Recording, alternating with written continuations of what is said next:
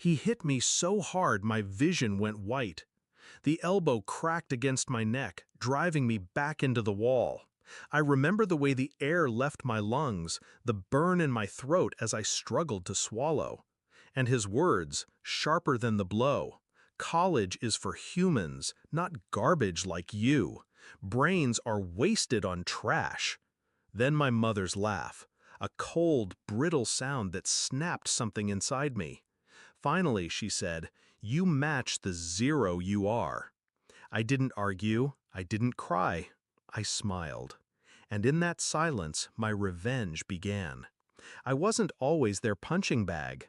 Once, I thought, if I worked harder, earned better grades, stayed quiet, they'd see me, they'd love me.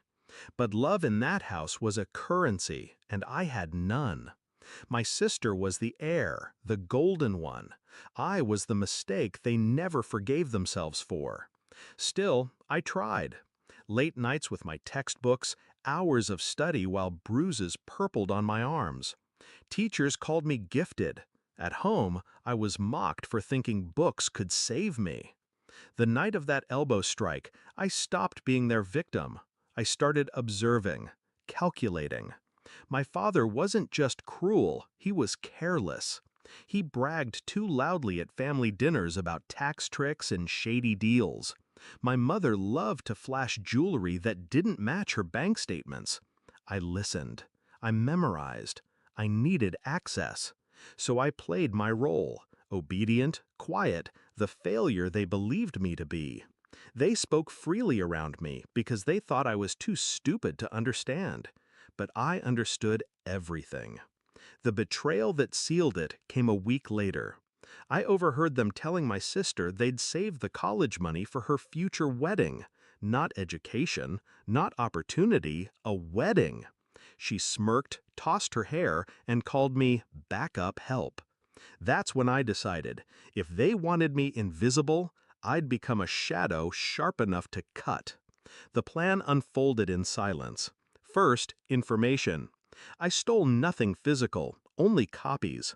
Tax records, shell company details, wire transfers to accounts that smelled of fraud. My father's empire wasn't built on brilliance, it was built on rot. Second, leverage. I gathered evidence methodically. USB drives hidden inside hollowed-out textbooks, screenshots of my mother's texts to her friend about selling fake jewelry to her own clients. Third, patience. I let them believe they'd broken me.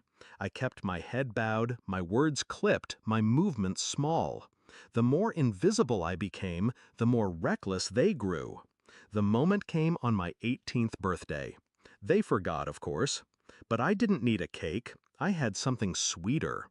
My father stormed into my room that morning, furious about a client threatening to pull out. "Fix it!" he barked. "Call them! Do something useful for once!"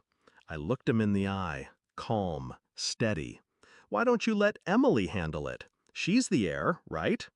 The silence after that was a victory I tasted like wine. Within a week, the cracks widened. One client, gone, then two, then three. I never lifted a finger to sabotage them, I simply withheld. All the hidden fixes I used to do quietly, drafting proposals, smoothing over his mistakes, double-checking contracts, stopped. They never realized I was the glue, and without me, everything unraveled. The climax came late one night. I was studying, on a scholarship they didn't know about, when my phone lit up with his name. I almost didn't answer, but curiosity won. His voice was frantic, broken. "We're drowning.